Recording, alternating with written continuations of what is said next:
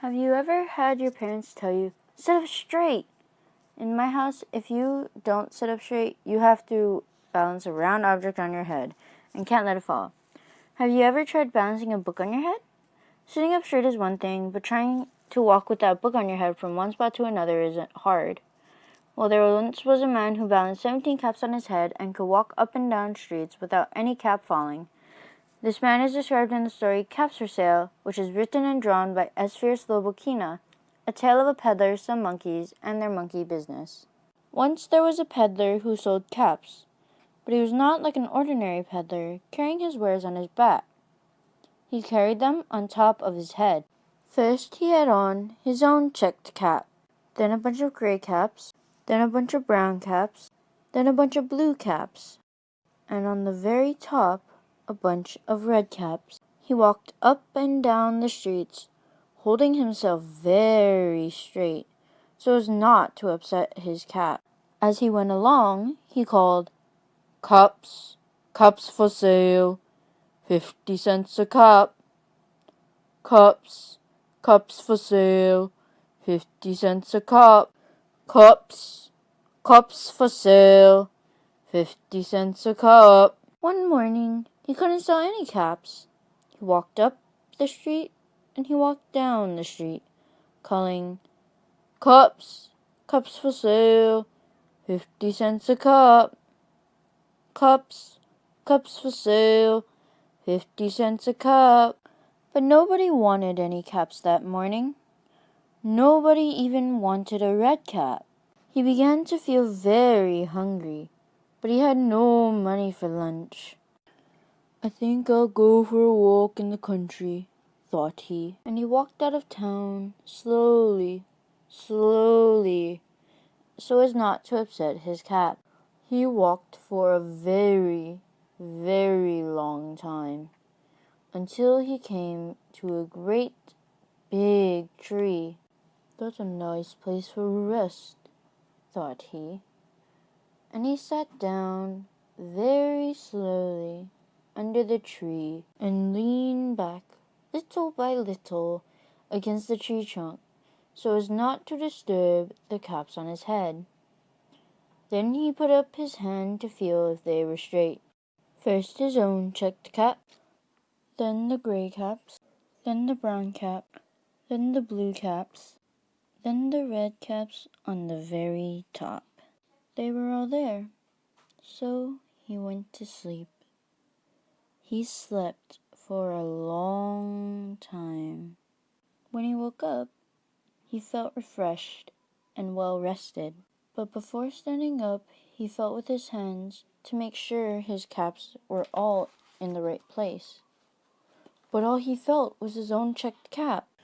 He began his search around the tree. He looked to the right of him. No caps. He looked to the left of him. No caps. He looked in back of him. No caps. He looked behind the tree.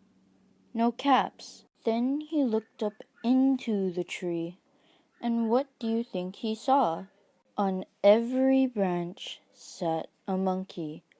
On every monkey was a gray or a brown or a blue or a red cap. The peddler looked at the monkeys. The monkeys looked at the peddler. He didn't know what to do. Finally, he spoke to them. "You monkeys, you," he said, shaking a finger at them. "You give me back my cup." But the monkeys only shook their fingers back at him and said, "Tss, tss, tss." This made the peddler angry.